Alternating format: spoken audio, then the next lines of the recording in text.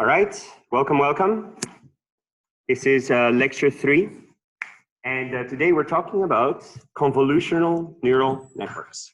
So the goal of today's lecture is to basically understand, first of all, how do you guys see and how can we help machines see? And once we develop the computational methodology for actually enabling machines to see, we will then sort of see and hint. The answer is actually going to be convolutional neural networks, in case you haven't read the title of the lecture. Once we've done that, we will then turn to sort of using those for all kinds of really, really cool applications.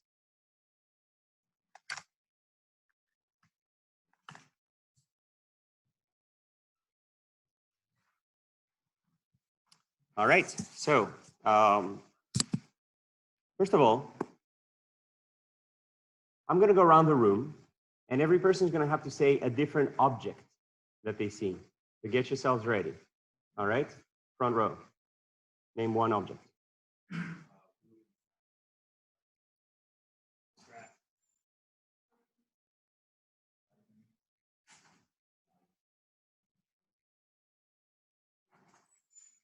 Louder. Come on, no repeats. You guys are saying grass twice, bus twice. Fine, there's more than one grains of grass. There's more than one buses. I give you that. All right, keep going.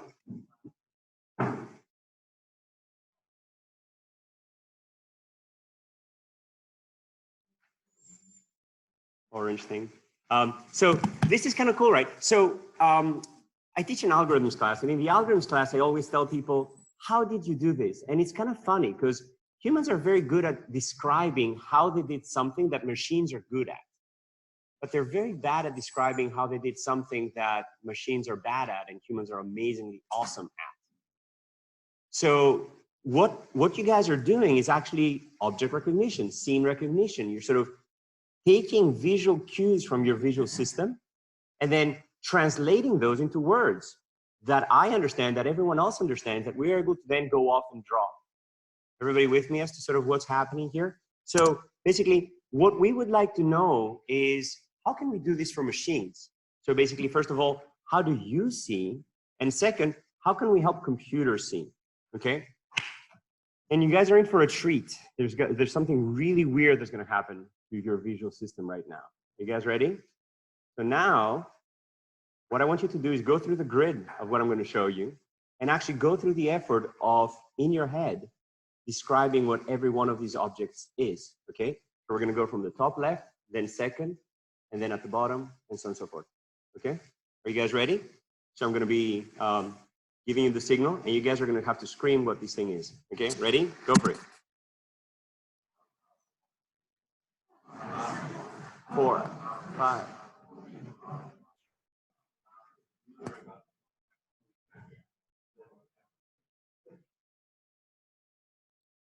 This is kind of weird, right? What is happening? So it's when your visual system starts having bugs that you realize, wait a minute, seeing is not as simple as I thought. All right, who thought it was fun? All right, who has actually seen this picture before? All right, get ready for a new one. Okay, are you guys ready? We're gonna do the same thing for the next one. You're gonna have to scream from the top left, going down to the right, and then down, what they are. Ready?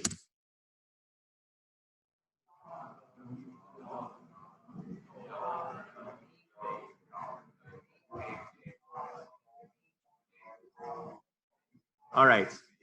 Is this hurting your visual system, right? It's hurting your brain, doesn't it?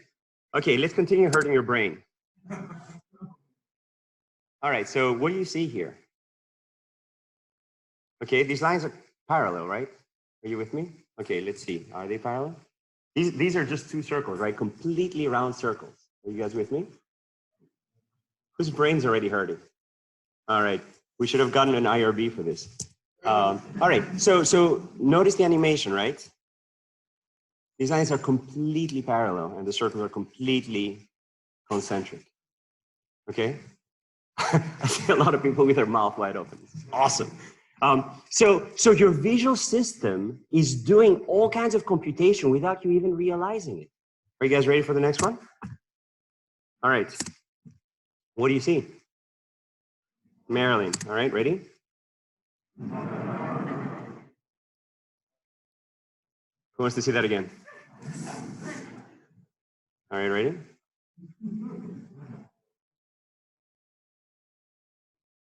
Okay, this is what I call a bug in your visual system. Okay, maybe it's not a bug, maybe it's a feature. Okay, now for those of you who have nightmares at night, you might want to close your eyes for the next one. Okay, you guys ready? All right, just pay close attention to every single thing here for those who don't have nightmares. All right, you want to say that again? All right, so why am I showing you all this? To basically make you realize that your visual system is not as simple as you think, and to actually sort of get you to think about what goes on in the processing of all that, okay? So the same challenges that you have, it turns out, computers have. Computers have a hard time distinguishing between dogs and muffins and between dogs and bagels, the same way that you do. But let's actually start breaking down the operations that are going on inside your brain and then try to see how we can actually use these operations inside a machine to get them to see. And then through that process, we're going to develop a language for convolutional neural networks, okay? So which president is this? Lincoln, Washington, Jefferson, or Obama? Good. All of you guys can actually see this. At the last slide, I'm going to show you an algorithm that can actually upscale this to an actual picture of Lincoln. Again, mind-boggling. But what the computer sees is basically these numbers. It doesn't see shades of black and white, it just sees numbers. And in fact, in the computer memory, those numbers are encoded in a linear array. For a 1080 by 1080 picture, this is just a linear array of, you know, just 1 million numbers, okay?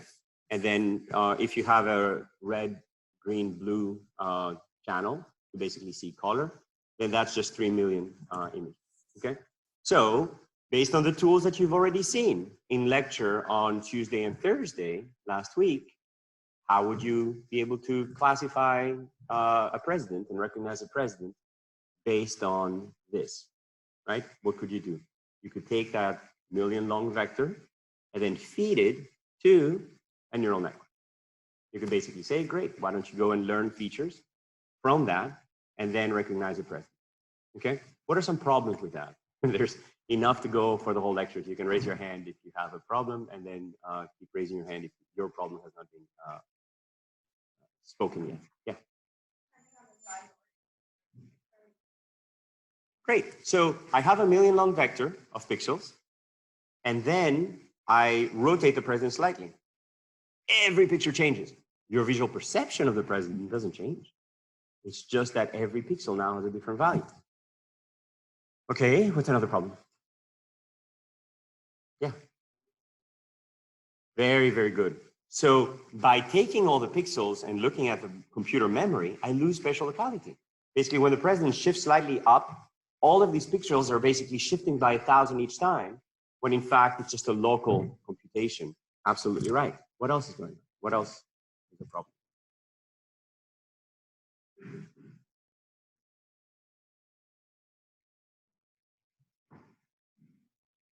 Yeah.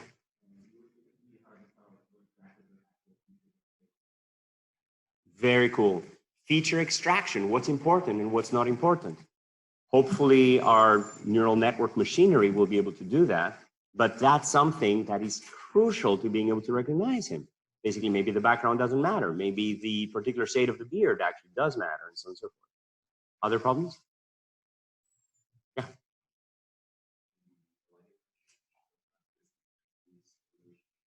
Exactly right. Exactly right. So basically, I would actually recognize this president even if the lighting was slightly to the right or slightly to the left. Like basically, when you're looking at people around you, the shading is changing consistently and always. And part of the reason why we have so much trouble with those visual cues that were conflicting is because our brain processing unit, also known as your brain, is actually doing all of that in the background. So in your visual cortex, there's all kinds of cues that are being combined together in basically something very similar to a convolutional neural network that basically will then give you an overall, response, a sort of emotional, physical, cognitive response. And that's why your brain was hurting when you guys were looking at these pictures. Because your brain was like, I don't know how to process this. I have conflicting signals. This is, not what I understand the world to look like. And it's kind of cool to sort of reflect on the fact that we have evolved in a world with a bunch of properties. If you look at the whole space of neural network functions, it's tiny compared to all possible functions in mathematics. But what's kind of cool is that the possible functions in our physical universe that we embody, that we have actually evolved in, is actually dramatically reduced from the mathematical space of all possible functions. Turns out that your brain is actually pretty well evolved for the world that it has evolved in, which is not a surprise. What is a surprise is that the best cognitive tools we have are not that far off from the actual architecture that goes on inside your brain. Okay? So we have to exploit the spatial structure, we have to learn patches, and we have to build the whole thing up. Okay? So then let's now dive into what goes on behind your retina as you're looking at these pictures. Okay? So your retina has pixels, it turns out. So there are individual neurons that receive a 2D grid of projection of light patches as you're looking at an image. That image is then processed by a series of neurons in your retina, which are then interpreting the signal at higher and higher levels of abstraction. There are layers inside your visual cortex. Layer 1, 2, 3, 4, 5, 6, and so on and so forth. And as you go up the layers, further and further down from that image projection, individual neurons are basically pulled together. They're convolved together in a convolutional neural network that basically gives you information about different types of patches and what they actually mean. Okay? The primitive operations inside your brain, as you're looking at these images, are basically what Professor Gifford described on Tuesday, to some approximation. They're perceptrons. They're basically receiving chemical signals, which are then translated to electric potentials from the presynaptic axons to the postsynaptic dendrites, which are then traveling to the neuronal cell body. Every neuron receives multiple signals for its many dendrites, and when a threshold is crossed, you basically fire. Remember ReLU? This is exactly what your brain is actually doing. Well, more or less. But it basically sort of has zero response up to a certain level, and then boom, a positive response. And from that positive response, the subsequent layers will basically receive that information, add it up, and then start interpreting objects at higher and higher levels. Okay, let's talk a little bit about your hardware. There's 89 billion neurons that mom and dad gave you. You should thank them. And everyone connects to 10,000, up to 10,000 neurons, which basically gives you a quadrillion connections. Okay, it's still an active area of research as to how memories are formed within this soup of neurons that you guys are born with and are obviously putting to great use if you've made it all the way here. But this is basically the hardware that we have, and reverse engineering the brain is one of the brain's most difficult tasks. Basically, we're just faced with this incongruence of signals because, frankly, we're evolved to sort of make sense of the world. And when things are conflicting, it doesn't make sense anymore. And the coolest part of all this is that as you go to higher and higher levels of abstraction in those cortical layers, you basically have representations for higher and higher types of information. So for example, if you're looking at, this picture of a house, at the lowest level, your retina is projecting little dots here, which are together put into a line where you're understanding the orientation, the disparity, some color information. And then as you get to cortical layer 4 of your visual cortex, you basically have color, some basic shapes, some 2D and 3D interpretation, some curvature understanding. And then only when you get to your ventral temporal cortex do you then start seeing these complex features and objects.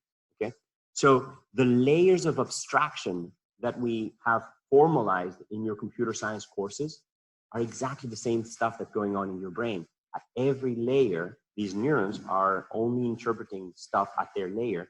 They don't worry too much about was it a red pixel or a green pixel, because by then the information has been processed. And we're going to do exactly the same thing with convolutional neural networks. Okay, basically going to put layers and layers of neurons that are basically going to be receiving information from simpler parts and then building them into more complex. Raise your hands if you're with me. Awesome. Raise your hand if this is kind of cool and exciting. Yeah, awesome. Good. This is like an amazingly cool topic, right? We're basically learning about learning for both humans and machines. And what's really cool about the visual cortex is not cool only about the visual cortex. If you look at the visual cortex on the left and the motor cortex on the right, basically have the same layer organization. In the same way that you're interpreting hearing, you're interpreting sight, you're interpreting touch and taste and smell through these higher and higher levels of abstraction, okay? And if you look at humans, they have, and the reason why I chose this particular human is he happens to be the richest one among us in the entire planet, which is kind of cool. He's also just a super, super brainiac person, but he's also bold. And that's important because very often we forget just how much cortex there is behind these eyebrows, okay? Now, let me show you the skull of a chimp and the skull of a human, okay? More or less the same stuff down here. Maybe they have bigger teeth, but above there, notice how their brain just stops. And our brain just whoop, keeps going, okay? When you draw a human face, you have to put, like, and you draw the little circle, you have to put the eyes in the middle. We all think that our eyes are at the top of our face. No, no, no. They're actually in the middle. The rest is just brain up there. Okay? It's very cool to realize that evolutionarily, there's this massive expansion of your cortex. Basically, you know, Homo sapiens at some point in its evolution was fighting with a bunch of other homos because at that point, animals were kind of benign, to be honest. And it had to sort of compete for more and more and more cognition, to have bigger social groups, to be able to sort of wage bigger wars. Sorry to say, for those of you who think we evolved for kindness, that only came later on. But I mean, there's kindness also in sort of being able to groom the people that you're going to be attacking the other tribe with. But anyway, as we evolved, this massive cortex was like, oh, cool, I can reuse this architecture. I can sort of recognize images and I can sort of hear stuff and I can sort of think about stuff. And basically all of the knowledge that you guys are able to constantly absorb all the time is basically using the same type of architecture over and over and over again. If you look at individuals who have injured their visual cortex, their auditory cortex is actually starting to process, you know, those signals that are coming from the eyes. If you take animals and you rewire their visual input into their auditory input, they're able to see just fine. It's crazy that our brain is just so malleable and so easily rewired. Yeah.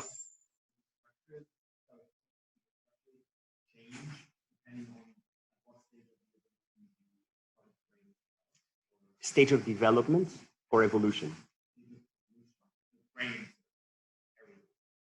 Ah, that's interesting. It's very hard to tell going back in time because brain decomposes quite rapidly. And if you look at our cousins who are closer to the ancestral forms, it's very hard to make inferences about what those ancestral forms actually looked like. But what's really remarkable is that the mouse has a motor cortex, an auditory cortex, etc. Basically, what I want to point out in this part of the slide is that nothing of all the super cool things that we've talked about do mice not do, okay? Like machines have such a hard time recognizing images. Mice can do just fine. It's not, oh, humans are so smart, they can recognize images. No, no, every old dumb animal can recognize images. It can recognize sounds. It can recognize all kinds of other stuff. What's really different is this part here, okay? So if you want to sort of, again, thank mom and dad for making it special, this is what makes it human. So we've co-opted this circuitry for many, many applications, and that's what we're going to do in this class. We're going to basically use this convolutional neural network to basically do any kind of learning task. That's what's so cool about this architecture. And there's, you know, any kind of modern task that you're doing now, like, you know, swiping through your iPad, if you take any Homo sapiens from ancient Egypt or 10,000 years before that or 50,000 years before that, they'd be perfectly able to do it.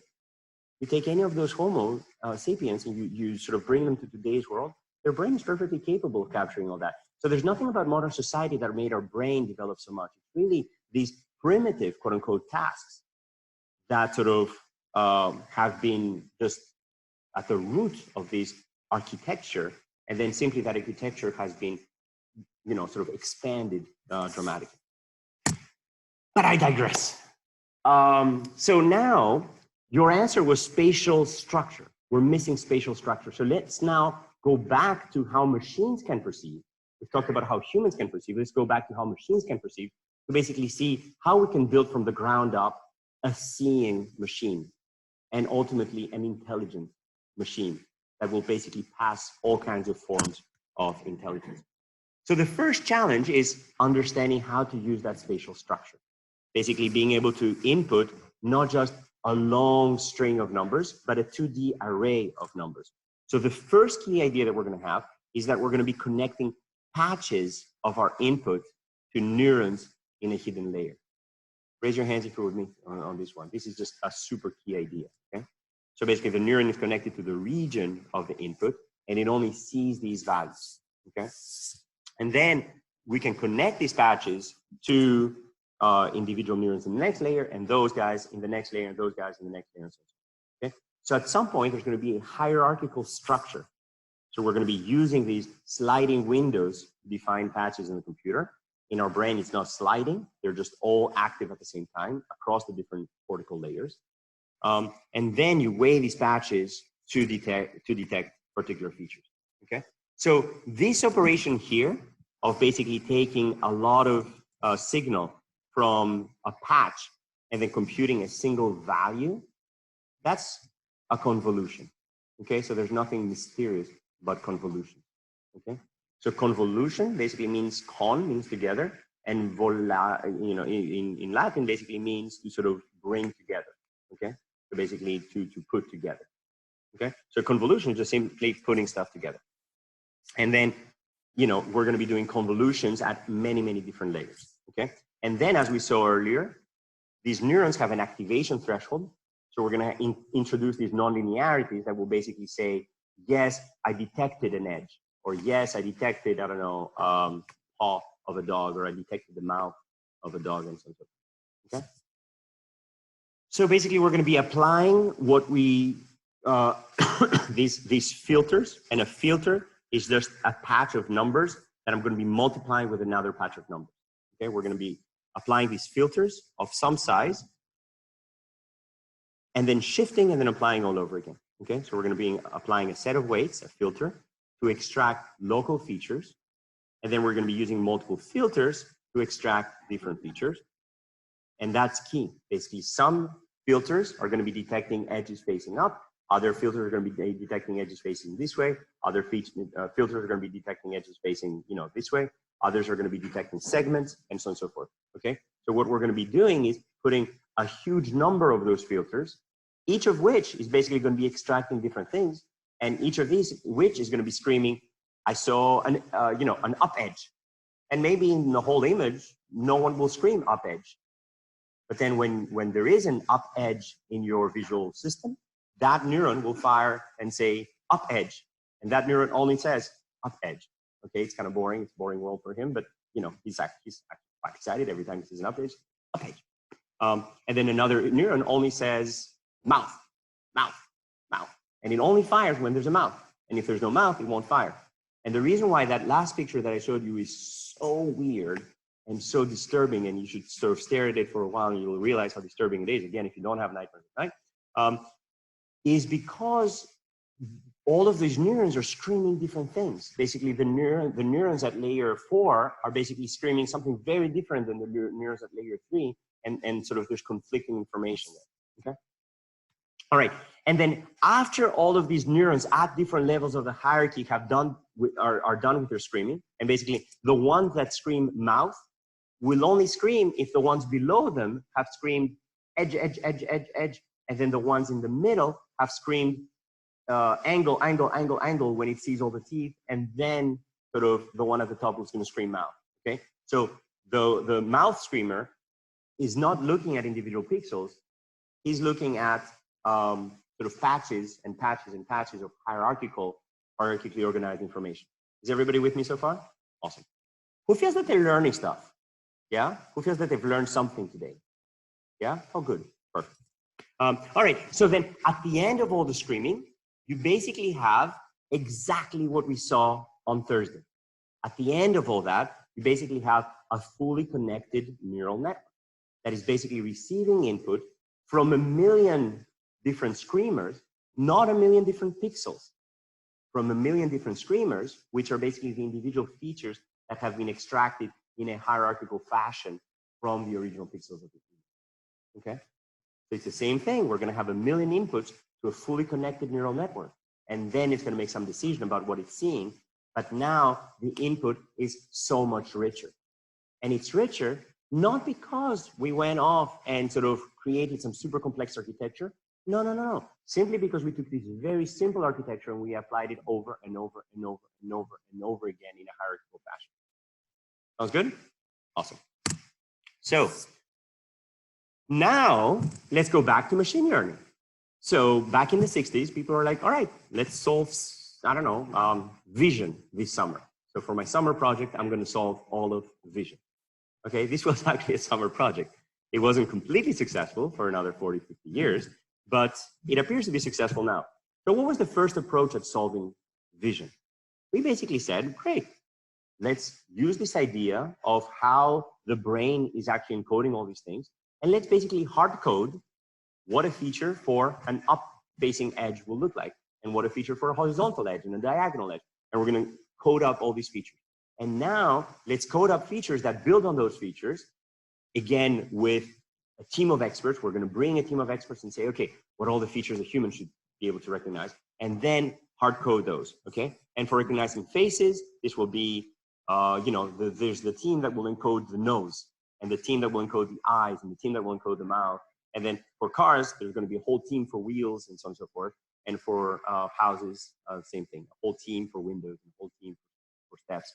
Basically, these are going to be the teams that are going to be hard coding those little screamer units that are going to be basically saying, oh, based on everything that I saw below, I'm going to scream steps. Okay. And then when my visual system is hearing steps, windows, roof, doors, then I'm going to be like, oh, house. Is everybody with me as to sort of how a neural network works? So this was the initial attempt. The initial attempt was basically, great, let's hard code everything. Did it succeed? No. And the reason for, and then after that, you just feed all of that into a fully connected layer. So the reason why this did not quite succeed is that this is just, there's a huge space out there of, things that one needs to learn. And every single time we would succeed at something, we would need to sort of now create a whole set of custom filters for something else, okay? Instead, what we're going to describe is, how do we do this systematically? How do we basically apply these convolutions and filters, and then how do we learn those systematically? All right. So just to go through this convolution operation that I mentioned earlier, what is convolution? Convolution is basically, and it's kind of fun. I have a 7-year-old, and as I was preparing the lecture, I gave him the first 2 squares. I explained to him what convolution was, and then I went to talk to my wife, and he's like, Dad, come over. And I went over, like within like 30, 40 seconds, I went over and I was like, he had the right answer, but I assumed that he had copied it from just the half of the page that I had thrown in the trash. And I was like, well, how did you get the 4 here? And he's like, oh, it's super, super simple. There's this X here and then just multiply across, and there's only 3 that light up. So, or if there's only 4 that light up, it's a 4. Like, oh. So it turns out that 7-year-olds understand convolution just fine. So I'm not going to try with, oh, this is really hard, let's do it. But you're basically taking this X and you're applying it here. And if there's 4 in common, that's a 4. And if there's 3 in common, that's a 3, and so on and so forth. Everybody with me? Raise your hands if you're like 100% with me. Come on. Yes, our pride is at stake. All right. Everybody 100% with me on this one? Any questions on convolution? Convolution, super simple. 7-year-old can do it. Not any 7-year-old. It's my favorite 7-year-old. I only have one 7-year-old. All right, of course, there's some edge cases, okay? Every time I convolve, every time I apply this convolutional filter, my image gets smaller, okay? Notice that here, this image was big, and now my image just gets smaller, okay? So yeah, we're gonna have to deal with some problem cases. As everybody knows, who knows how to program, and 80% of your code is actually those edge cases. So, you know, we can talk about valid convolutions, about where there is the same convolution by zero padding, a full convolution, and so on and so forth, okay? So that's 80% of the code you don't have to worry. And then again, your input can get smaller if you don't zero pad, etc. So this is how we're actually going to be doing it. Okay, so this is using TensorFlow. So basically, the convolution operator takes a stride and the zero fill option, and then you're going to be able to decide what is your stride, what is your, you know, how much do you move on the x-axis, on the y-axis, and you know how big is your filter, and so on and so forth. Everybody with me so far? Yes.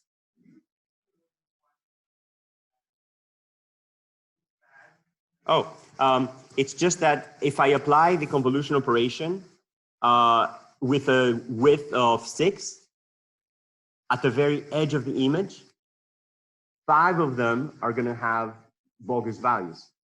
So I have to apply 5 pixels in. And that basically means that every time I apply it, I reduce the width of my image by 5, or I have to zero pad. With me? Great. It's okay to ask questions now. The 7-year-old did not get this part. Okay, so now we can basically go and design some pretty cool filters. Okay, so for those of you who have been playing with Photoshop for, I don't know, as long as you've been born, or maybe when you turn 7, this is, I mean, there are filters like that in Photoshop, and you can basically choose the sharpen filter or the strong edge detect filter, and so on and so forth. All these are basically fancy names for just different matrices that you do your convolution with. Okay, and now when I sharpen, I basically emphasize every pixel and then de-emphasize all of the contrasts from that pixel by multiplying the central one by 5 and then reducing those negatively, basically bring out every one of those pixels that stands out. Raise your hands if you're with me on this one. Awesome, very cool. For an edge detection, one way to do that is to basically have 1s all around and a -4 here, and then you're going to be detecting edges in both orientations. Or you could have a strong edge detection that basically now detects edges more strongly on the horizontal dimension by basically adding things up here. So if there's strong values here, like on pixels, and weak values here, like off pixels, then you're going to be detecting, then that filter is going to be giving you a very strong number. So what's the best way to get a strong number for this filter? It's for all those places in the image where you're basically going from a white patch to a black patch, vice versa. Raise your hands if you're with me on this one. Awesome. Question?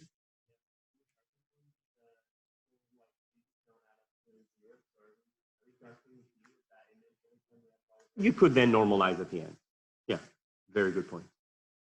They don't have to add to 0. They're not probabilities. They're not, you know, so basically, I mean, you can do anything. Anybody else? Any other questions? Okay. All right, so then you can basically take your input image. You can basically apply a 2D, like a 2-pixel filter, like 1 - 1, and then it will be the brightest. That will have the strongest value every time this is high and this is low, because adding them up will be high. Okay, and then that just detects edges. Sounds good? So then you can basically bring in your team of experts and basically sort of build the identity filter. You could build edge detection in all kinds of cool ways, and you could have a whole conference debating about what's your best edge detector. You could basically sharpen your image, you could box blur it, you could Gaussian blur it, and so on and so forth. Okay, and people made a lot of money making these filters, and they all went into Photoshop, and that's why it cost them. Maybe not. All right, so the problem is the following. The problem is that all of these filters are basically super simple, and they're only detecting, you know, sort of these first layer. Okay, what are you going to do about the upper layer? For example, if you want to detect an X, how are you going to know that the X is perfectly formed and it's not sort of shaped in a funny way? Okay, so you're going to have to basically capture this possible variation, and that's why the sort of modern machine learning doesn't sort of call in these experts anymore. Instead, we're basically saying, let's apply machine learning all the way down, okay? So even the filters themselves are going to be learned through our machine learning framework. So we're going to be applying gradient descent on the filters themselves and then learning a set of filters de novo, okay? So then the key idea is we're going to be learning a hierarchy of features directly from the data rather than hand engineering them, okay? At the lowest level, instead of saying, hey, here's all the best filters, I've studied them for years, trust me, I'm going to just say, machine, run loose, figure out what filters you like, okay? And then in the middle layer, instead of saying, ooh, I know exactly what an eye should look like, that's the best filter for an eye, we're just going to say, hey, machine, run loose, figure out what are the best parameters through this gradient descent operation to encode this middle layer from this lower layer. And then all of these high level features, instead of sort of encoding eigenfaces manually, we're going to be learning these eigenfaces de novo from these middle features. Raise your hands if you're 100% with me so far. Awesome, great. Any questions? Awesome. So that's the first key idea. The first key idea is let's learn it from the data directly. The second key idea, and that is sometimes overlooked, is the fact that I'm not going to be learning a different set of features in the top left of the image as the bottom right of the image. Basically, the original sort of fully connected machine learning models were learning every single part of the image separately. The cool part with convolutional filters is that you now have a set of parameters which you're going to be setting aside rather than assigning them to a given patch of the image. And those parameters are going to be reused throughout your image, okay? So the second key idea is the reuse of parameters. And that's super, super duper important. Because if you have all of these hierarchies and you don't reuse your parameters, the number of parameters that you're going to have is going to be explosive, number one, very bad. Number two, you're not going to be able to learn the most important features because these edges might just not be, recurrent enough, and these noses might not be recurrent enough. So basically, the key idea here is that as you're training on a corpus of images, those mid-level, high-level, and low-level filters are going to be constantly reused. Who gets this part and is like, aha, this is important? Raise your hands if you're like, I get it. Okay, awesome, good. So then this reuse of parameters is extremely important. Okay, yes. Okay, thank you for asking, and never be shy to ask. And, this is the best way to phrase a question, just repeat that. Which means I'm going to say it slightly differently each time. So until you get it, just keep saying, please repeat that.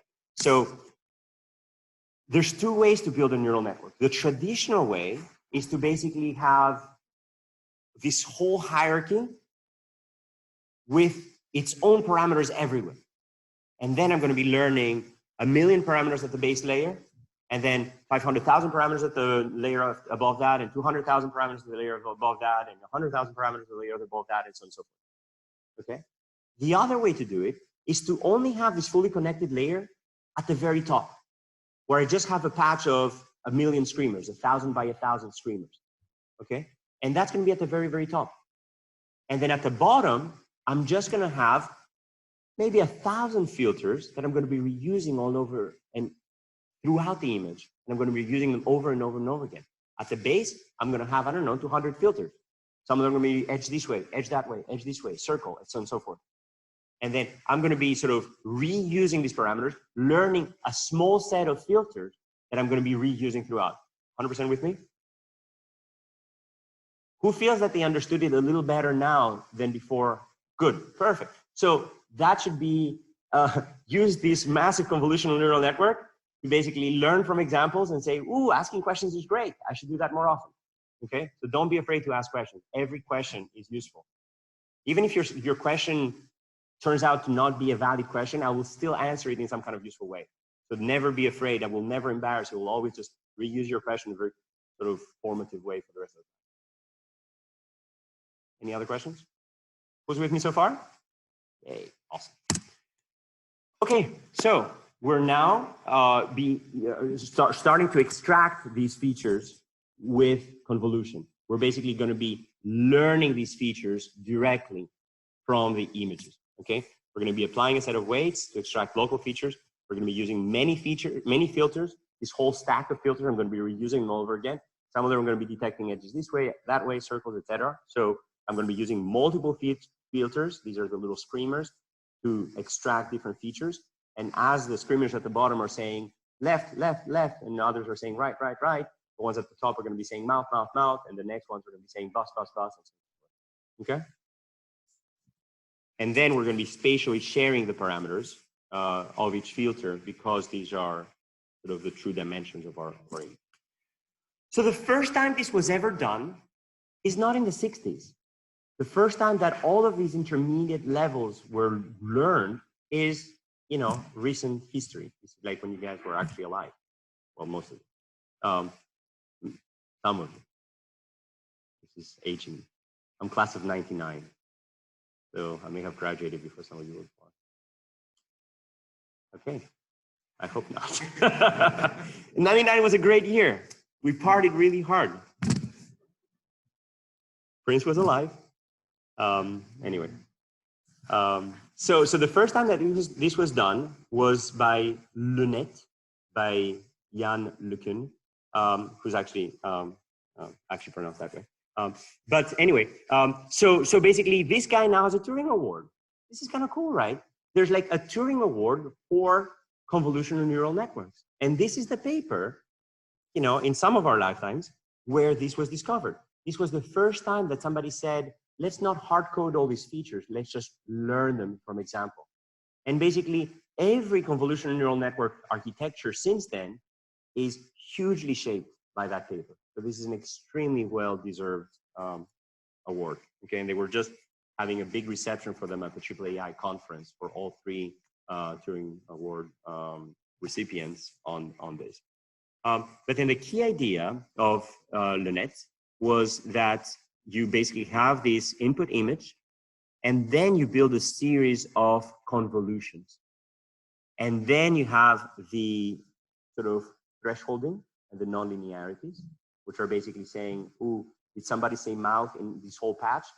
Then I'm going to say face if somebody else also said eyes and nose. Okay, this whole idea of thresholding at every level, where you're basically taking the maximum of all your screamers and then you sort of push that back up because it doesn't really matter. And that gives you the invariance to translation, to rotation, to all these other things that we talked about. And then you basically go through layers and layers of this, of basically subsampling, convolution, subsampling, convolution.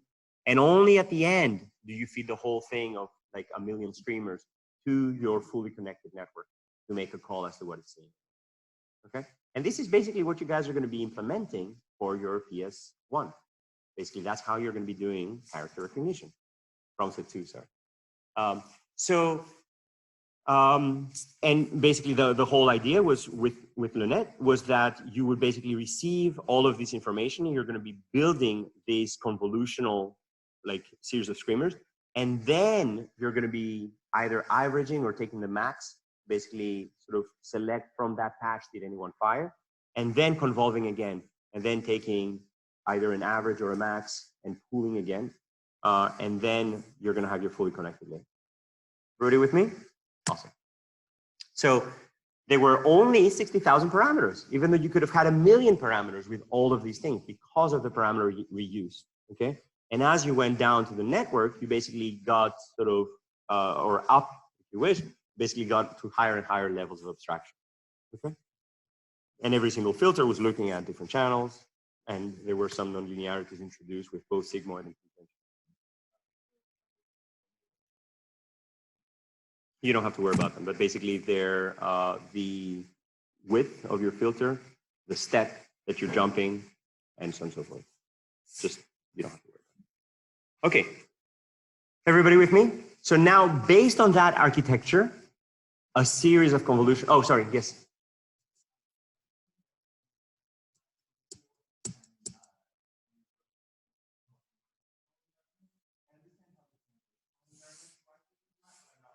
Yeah, you're absolutely right. I should not have said that. Basically, in order to get rotational invariance, you can do other things. For example, you could, so there's many ways that you could do this even without coding anything new. You could basically train your network based on slightly different rotations of your image. And then all your little screamers that were basically only screaming for completely upright edges are now going to be screaming for slightly bent edges. Okay, so that's one way to do it. Another way to do it is to sort of hard code in a way rotational invariance by sort of taking your filters and then rotating them and so on and so forth. So basically there's many ways to encode it. The easiest way and probably the most general way is to, and that's something that's done throughout machine learning, is to add perturbations to your image or to any input data set that you have that basically are akin to the types of perturbations that you would expect to see in the natural world. If that means translation on, rotation and so on and so forth, you should apply those, like maybe changes in lighting. You should apply, number one, noise to make your sort of recognition system more robust. And number two, you should apply these manipulations that sort of make it capture manipulations in the natural world. Other questions? Okay. So that was the birth of these convolutional neural networks. Basically, the idea that you're taking an image and then you're sort of extracting, patches from it, and then you're convolving, you're pooling, which basically means either taking the max or the average or somehow combining multiple segments to a single value, and then you end up with this classification of the fully connected layer. And then these features are now learned automatically. The low-level features are basically learning edges and dark spots, and that's convolutional layer 1. And then the mid-level features that are learning eyes and ears and noses are convolutional layer 2. And convolutional layer 3 learns these higher-level features that very often represent sort of, facial structures and so on and so forth. So these convolutional layers are no longer hard-coded. This is something that you're learning directly from the example. Okay. And then, so basically the three key ingredients are convolution, where you apply these filters, some non-linearity, very often these, rectified linear unit, this 0, and then y equals x. And then this pooling where you're basically downsampling. And then you're training your model with image data, and you're learning the weights of the filters of the convolutional layers directly. Okay, and this is the command that you're going to be using in astrophysics. So here's one example. For example, you basically have convolutional layer 1, and then this rectified linear unit. Convolutional layer 2, this rectified linear unit. And then pooling, that basically sort of lights up only for some parts of the image. And then more convolutional layers, more non-linearities, more convolution, more non-linearity, and then another pooling layer. Okay. So basically, the non-linearity means that as you're listening for who's speaking, you're not going to be hearing a lot of little voices saying, you're only going to hear mouth if there's really a mouth. Okay. Otherwise, this almost firing of all those filters is going to confuse the heck out of you. Okay. And that's sort of what the ReLU does. The ReLU basically sort of zeroes out anything below a threshold. And then what the pooling does is that it says, ooh, I just saw a mouth here, or I saw a window here and a door here. So it must be a house. Okay. And then only at the end, you have your fully connected layer, and then you basically have your prediction. Sounds good?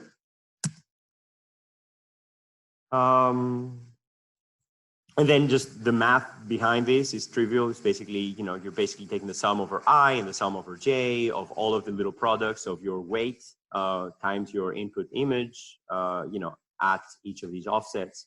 And then, basically at pixel P and Q, you're adding, I, J, that's the 7-year-old. Sounds good? So then you basically can look at sort of what have I learned? And then that's where the dimensionality comes in. You basically have, your height, H, your width, W, and your depth, D, which are basically the dimensions of what you're learning. Basically, this is all of the little screamers put on top of each other. So, and then the stride is basically sort of how much do you jump. And then the receptive field is what are the locations in the input image that path to the output. Okay. And then that non-linearity, we already saw that earlier. So basically that's the rectified linear unit, which basically sort of, ignores all the noise and only keeps the things that fire strongly enough. And then the pooling, you can do that with maximum, you can do that with average, which basically means that as all of these guys were screaming, you're like, well, I clearly saw a mouth here, and you're only going to use the strongest value of each of them. Okay? And that basically allows you to sort of not get distracted by the rest of it.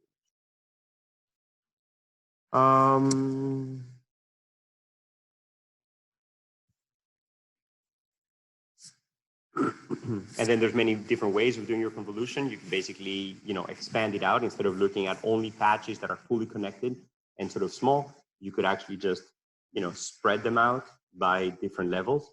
And then that allows you to sort of learn aspects of your image that are not just fully contained in those pixels. For example, a patch of gray or a patch of, I don't know, stripes and so on and so forth could be more spaced out. Okay. And then basically you're going from the image to all these layers, and then you have the fully connected layer and you do your classification. And this is now sort of the actual code for this. Okay. So basically in this convolutional layer, you're basically creating this 2D, but it could be 3D, it could be 1D. If it's genomic data, for example, it might be 1D. If it's voxels of radiography that basically helps with layers, it could be 3D. Or if it's any kind of imaging, it's 2D. And then you basically choose the filter size, the type of activation unit, and then sort of the pool size and the stride, basically do the max pooling. And that's basically convolutional layer number 1. And then convolutional layer number 2. Again, this is 32, this is 64, going to, same filter size, etc. And then your fully connected layer, okay? And that's where you basically flatten out your image, and you now have this million-long vector of little screamers. And then you have an input of all of them. And then the next layer is, just 2 layers of these fully connected layers. Okay? Who's with me so far? Awesome. Good. Any questions? Yes.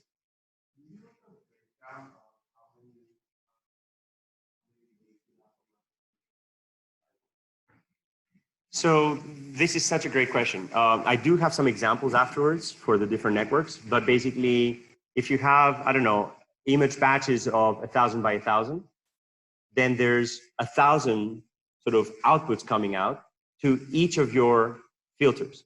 So now you have, I don't know, a 5 by 5 filter. So you basically have to learn 25 parameters, but I'm reusing these parameters. I don't have to multiply those by the size of the image. But if I have sort of sitting by the side, I don't know, 300, like the Warriors of Leonidas, I have 300 filters that I'm now going to reuse over and over again. That's 25 times 300. Are you with me? Great. And now the first layer, each of these 1,000 by 1,000 are going to be applied one of those 300 filters. Okay. So now I'm going to have 1,000 times 1,000 times 300 filters. And these are going to be all of the numbers and all of the parameters of the first layer. I then do another convolution. Maybe now I'm using, so I had my batch of 300 here. Maybe I have another batch of 200 here, which is now the layer 2 convolutional filters that I'm learning.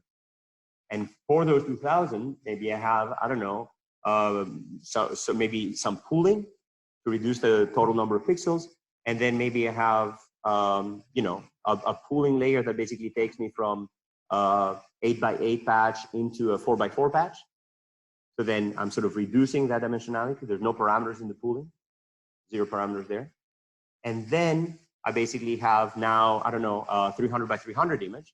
So now I have 90,000 parameters, which I'm then feeding to all of these layers, to all of these filters. And now those filters are again multiplied by each of those, and so on and so forth. And then at the end, I might have, I don't know, a 25 by 25 fully connected layer. And then sort of these are every one of those 25 is connected to another 25. So then that's sort of the n squared parameters. And then I might have another fully connected layer on a 5 by 5 or something. And that's another 25 parameters. Are you with me? Who feels that they've learned something from the answer to that question? Raise your hand. Again, it's good to ask questions. So this is great. Thank you. Does that make sense? Great. Everybody with me so far? Who feels that they own it? Yeah, convolution. Yeah, good. Awesome. Yes, of course. Yes. Yeah, well, the fact that there's RGB and maybe you're encoded differently and so on and so forth, poses some small complication. But for now, think of black and white images, which is one way to do it. For the RGB, you could basically have filters. I mean, and again, inside your brain, there's a black and white version, and then there's a color version. The black and white version is the cones, and they see much better at night because they capture every photon. The rods come with different colors. Why do we have different colored rods? Because we had a gene duplication. That basically means that one of our photoreceptors that was nicely tuned to green is now a little more tuned to blue. So we now have two photoreceptors, one for green, one for blue, in addition to the one that sort of peaks at red. The only reason why we call these the visible colors is because we have photoreceptors that capture those wavelengths. Different animals see different things that are sort of different sizes. So in the same way that in your brain, there's these black and white recognition filters that might be recognizing some things, and then others that are recognizing the colors, and these are combined inside your brain. The same thing you can do in the convolutional neural network. How? You could basically say, well, maybe I'm going to have filters that sort of know that if I see something orange, it's more likely to be a carrot and an orange and a bunch of other stuff rather than an apple. So now, if you see an image that sort of has both the color information and the shape information agreeing, you're more likely to fire for that object. If they're disagreeing, you might not actually see that object as well, and so on and so forth. So that would be one way to use color, just only at the patch level. Basically, in order to scream carrot, I need to both see the shape and my color filter is going to be basically screaming, the color of the carrot. Or does that make sense? So basically, there's different ways in your architecture to combine the shape and the color information coming from different places in order to get the final output.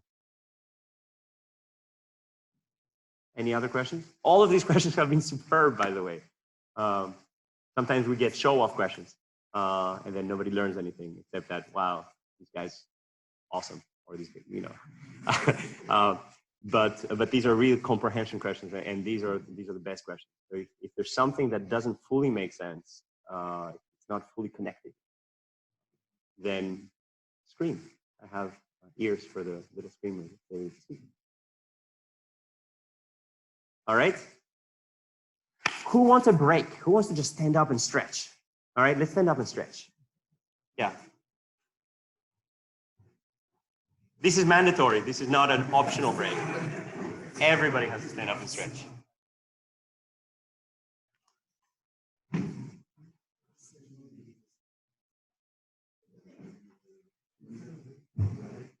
All right, now I want you to take your right arm and point it all the way to the left side. And then take your left arm and point it all the way to the right side. All right, and now this is kind of silly, but I actually want you to hop. This is great. Why am I doing all this? Because remember that awesome machine of yours up here? It's actually burning 20% of your calories, and it weighs only 3% of your body. That machine there needs calories to be pumped into your bloodstream. By making you exercise your muscles, I'm tricking your body into releasing calories from stuff that you've eaten before into your bloodstream so that it goes into your brain, and then I get to use it, but you're not going to have it for your next lecture. Ha-ha! Purely self-serving exercise. All right, you guys can sit down. All right, everybody with me so far? Feel like you've learned stuff? Raise your hands if you feel like you've learned stuff today. Ah, good. Yeah, awesome. All right, so real world feature invariance is hard, okay? So we talked about this scene before. This is what a computer actually sees when it sees that. It's able to actually label all these objects extremely well. But the challenge, as we mentioned, is that object can be anywhere in the scene, in any orientation, any rotation, any color hue, etc. How do we overcome this challenge? The answer is we throw a ton of filters at it. We throw a ton of features at it. We basically, sort of throw millions and millions and millions of parameters to our networks, okay? We basically learn a ton of features. We learn the convolutional filters rather than pre-computing them. And that basically means that there's no magic going on when a computer recognizes the bus. It sounds like magic, but it's actually pretty boring. All it's basically doing is computing all of the tiny little screamers that were recognizing edges, all of the tiny little screamers that were recognizing white and orange color, all the little screamers that were recognizing circles and shapes. And they've been applied to thousands upon millions of sort of examples of bus pictures. And then eventually, the fully connected layer at the end is going to learn that all of these combinations of features screaming all the way up make up a bus. There's nothing mystical. There's nothing mystificatory about this. Okay, it's not a word. You guys are with me? Like, it's really just dumb. It's just throwing a ton of features at it at every possible shape, size, orientation, color, etc. Okay. When we were trying initially back in the 60s, I wasn't around, to basically do machine learning and vision recognition, we were basically thinking about all of these viewpoint variations, about all of these illumination conditions. We're like, ooh, our brain, it must have features that correct for this and correct for that, and sort of think about 3D shape and sort of solve physical problems, etc. Turns out our brain might just be one giant neural network.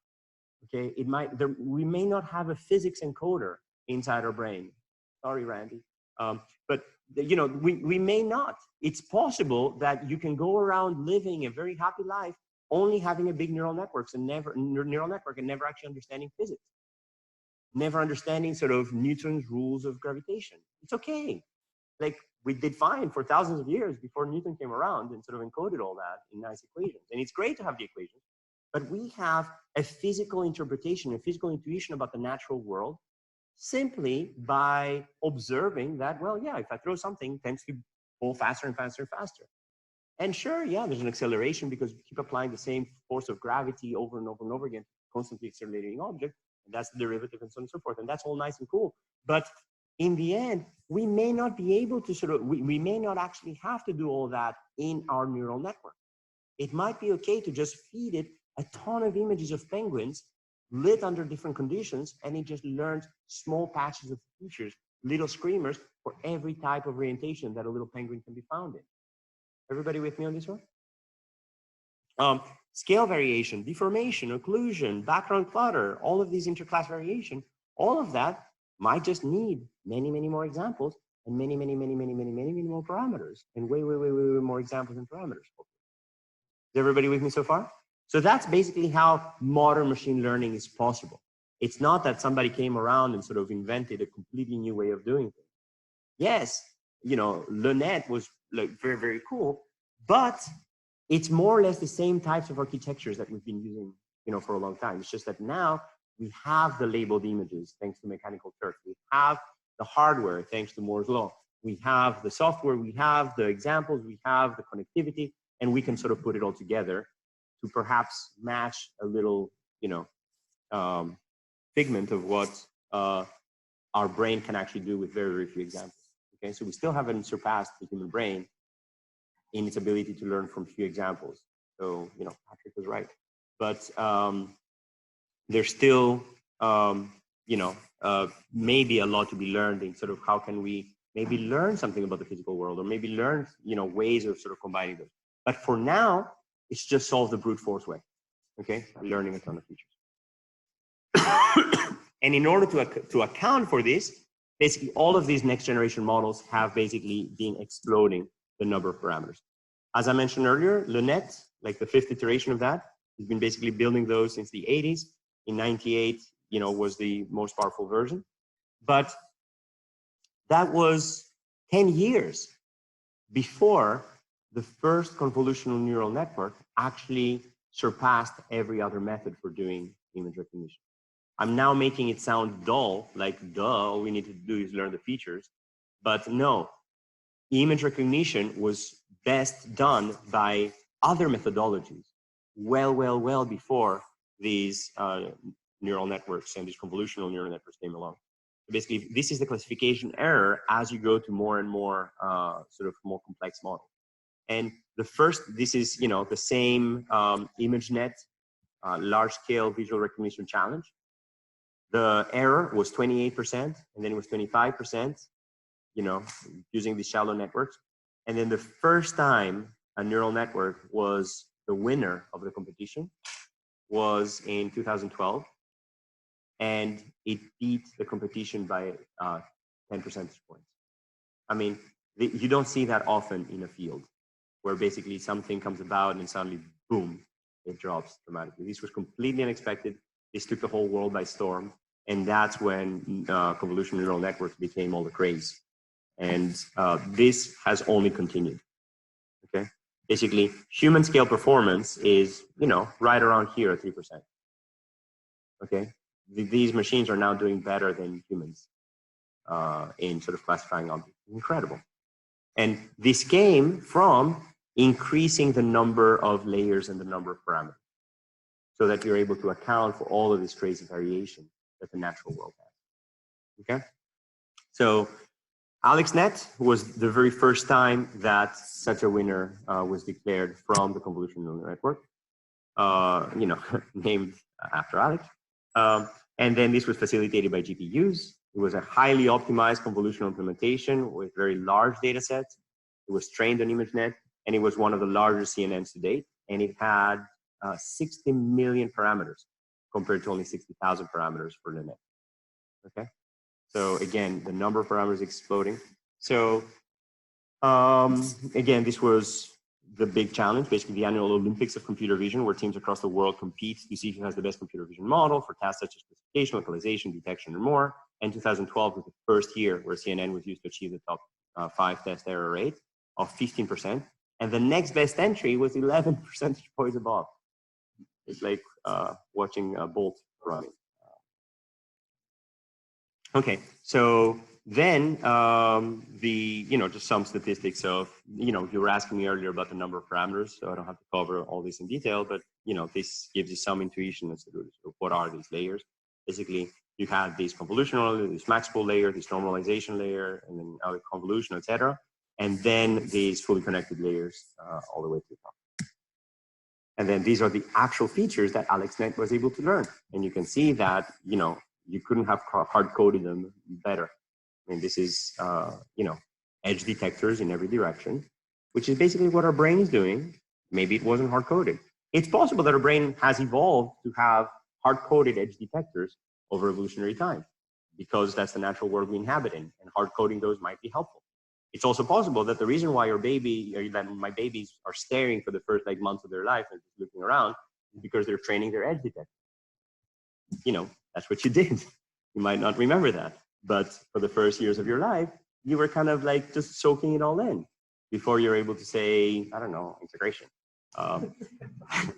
or whatever your first word was, convolution. And sort of these feature detectors are maybe trained at every generation of humans. Maybe they're, you know, hard-coded, you know, to be discovered. You can actually do experiments on you know, kids, not interventional, of course, but basically to see, will they sort of have object permanence? Like basically you're hiding an object behind a thing, goes behind the column, disappears. Will the baby look surprised? You know, they're certainly not able to say, hey, cheater, but they'll be like, you know, and then you know that they have different types of detectors for different types of events or objects in the world. And, you know, one of the things that I did with my newborn was to sort of, you know, show little edges to train for edge detectors. It's kind of silly, but yeah, I mean, I'm a dad, right? That's what dads do. All right, so basically this was just a visual representation of the parameters in AlexNet and then the fully connected layer. And, you know, it was the first use of this rectified linear unit. It basically used these norm layers, which are not so common anymore. We now use pooling layers, and it did a lot of data augmentation by sort of, you know, shaking the images around, moving them, rotating them, translating them, and so on and so forth. And then it also used dropout, as we heard last time. This was the batch size, and then it had 7 neural nets, and it used an ensemble of those to sort of make the prediction. Okay. Then, you know, ZFNet was basically an improved hyperparameter search over AlexNet, basically looking at what are the best architectures that I should use to learn this. And then, you know, the next drop, and then you drop by another 5%. And then the next drop after that was basically VGG and GoogleNet. So VGG was this very deep convolutional network for large-scale image recognition. It was the runner-up for the competition. It was significantly deeper than AlexNet, 140 million parameters. And then sort of these are just the convolutional layers here, and then the fully connected layers, and then the softmax at the end. And it used smaller filters with more depth, basically have more effective capture. It's sort of more deeper, it's deeper, and it has more linearities, non-linearities. And that basically means that it has sort of more opportunity to learn these features.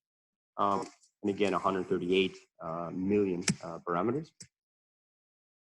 And it reinforced the notion that convolutional neural networks have to have a deep network of layers in order to achieve this hierarchical representation and you know, this visual data. So basically, it was keeping it very simple, but also making it very deep. Everybody with me so far? The next generation after that was GoogleNet, basically going even deeper with convolutions, 12 times. But now the key idea here is that it actually focused on computational efficiency. It basically tried to actually limit the number of parameters by introducing this inception model. So it's straight from the general approach of simply stacking convolutional pulling layers on top of each other. And it didn't have any fully connected layers. It only had 5 million parameters. And it became this competition winner. So what is this inception model? It was basically designed as a good local network topology, a network within a network, and then stack these modules on top of each other. Okay, so it basically sort of created these mini networks inside it, and that became effectively your units. Everybody with me on this one? So instead of having these sort of simpler unit, it now had a mini network as a unit. And then it sort of included many of those. So it was a deeper network with more computational efficiency, 22 layers, this efficient inception model, no fully connected layers, and 12 times fewer parameters than AlexNet. And it sort of introduced a key idea that CNN layers didn't always have to be stacked up sequentially, that you could do sort of, you know, these much more creative way of doing things. And that's something that I encourage all of you guys to do. I mean, why should we be stuck with a human-like computational thing, right? Like we maybe the field is mature enough that you guys should just create completely new types of architectures, and maybe that's fine and that's okay. So you should really be inspired by GoogleNet. Basically say, well, you know, maybe I could replace this with something else and so on and so forth. Okay, so be creative about your architecture. Yeah. Yeah. Yeah. Yes. Yes. Yes. Yeah. My rule of thumb is usually if you can imagine it, nature has done it already a few times. So we may not know about it, but my guess is along with you, it's probably there. But it wasn't directly, oh, yes, let's, you know, do that. But what I'm trying to say is that we have modes of perception that are way richer than nature. Like basically, I don't know, look at gravitational waves. No living organism has ever detected gravitational waves in the history of the universe, to our knowledge at least. But we did, right? It's a new type of perception that wasn't there before. And the same way that you can sort of compute things by looking at infrared, by looking at sound at the same time, by looking at all kinds of additional, like smell, all kinds of additional features that, you know, maybe our visual system is not akin to doing, and that's okay. Like you should basically think outside the box is sort of one of the things that I'm encouraging you guys. But I'm with you on that. Nature has probably got one of those. Leonardo DiCaprio definitely. All right, so and then the last revolution was really just going way deeper. I mean, you heard about these sort of feed-forward connections that Professor Gifford described on Thursday, in order to basically get over this diminishing, these vanishingly small gradients as you go through more and more layers. So this is exactly that problem. So basically, these 152 layers. So you heard about ResNet. Basically, this is with a residual network. It's an extremely deep network, and it's much more difficult to train because of these vanishing gradients, and both vanishing and exploding, basically, as you sort of amplify through. And then it presented this residual learning framework. And again, completely new type of architecture. You don't go from, you know, this to that with the same architecture. There were several different types of innovations that sort of pushed to that. And this residual learning framework basically is the training of networks that are substantially deeper than those before. So it was the classification winner. It sort of was at less than 4% when humans are generally hovering around 5 to 10% error rate. I mean, you guys saw how hard the muffin versus doggy classification challenge was. And it basically swept every classification and detection algorithm. So basically what happens when you continue stacking these deeper and deeper layers, you basically have, you know, a huge challenge with complexity, a huge challenge with training, and also a challenge with overfitting. And as you heard about the whole concept of the ResNet was building this residual network that was then used to sort of train.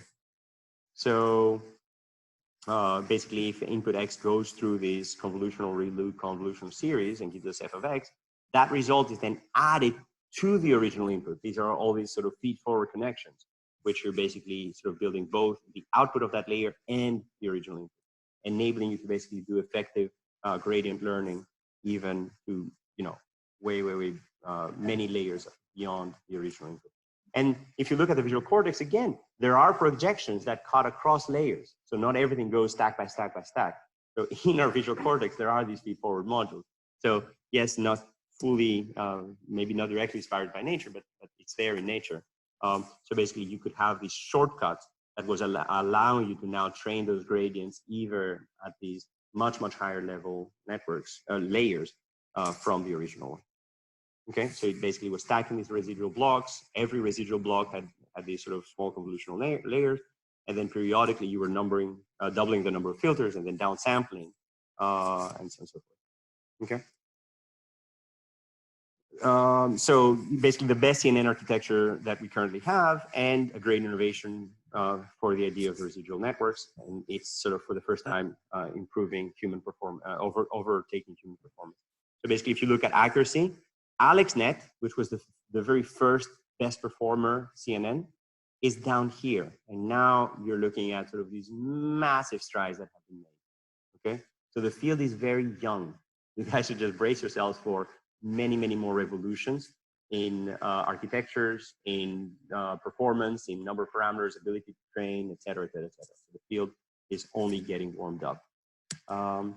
All right, and now the last few slides are going to be just the countless applications. So this is like the awesomeness part. So why are you learning all this? Because you can now start classifying cows. Hey, that's awesome. We can classify cows. You can classify faces. You can basically, maybe for your third homework, write a little network that goes through all of the images of your friends and just classify them. So that next time you say hello, your Google phone says, hello, Henry. In healthcare, it's basically allowing doctors to save time by sort of detecting, medical problems from medical images. In driving, it's sort of allowing you to, doze off and just be woken up by your car braking because it detected another car. Fully self-driving cars are, I think, right around the corner. There's basically, only 3 choices to be made. You go straight, you turn right, you turn left, and maybe you stop, unless you're Greek. Basically having all of this massive amount of information to basically realize which way should I go can be then tuned to just one small decision. You can couple that with maps, basically have this end-to-end navigation framework. Here's one very cool application. You basically have a lot of black and white images from the past, back before color was invented. I don't know if you guys have heard about that. But you can actually color them automatically. You could basically sort of train a neural network that basically says, ooh, based on all of my black and white cone type layers, I can sort of imagine what my rods are probably thinking right now. And, sorry, I said that backwards. But yeah, based on my rods, I can imagine what my cones are saying, and so on and so forth. And this is incredible, right? Like, I give you a black and white image, you couldn't possibly color it as well as this machine can do. You can optimize images. You can basically say, well, I'm going to post my room on Airbnb while I'm away. I don't think that's legal at MIT. You know, it can basically make the pictures way, way better and way, way prettier. It can basically take that image of Lincoln and sort of predict what would be the upsampled version from this. Again, I challenge you to infer that, but again, by having trained a network that sort of has all these little patches, you can now say, well, what would it take at the bottom layers to have this kind of activation at the top layers? And it infers that, which is not that far off from the ground truth. Okay? For breast cancer screening, for you know, biomedical image analysis, for you know, genetic networks where you basically have information about what's going on in the DNA, you can sort of pool all that information together using more or less the same types of convolutional architectures. So the future is bright, the future is awesome, and this field is just exploding. So I hope you guys are psyched to be in this class and look a lot forward to the next many lectures. So thank you and see you on Thursday.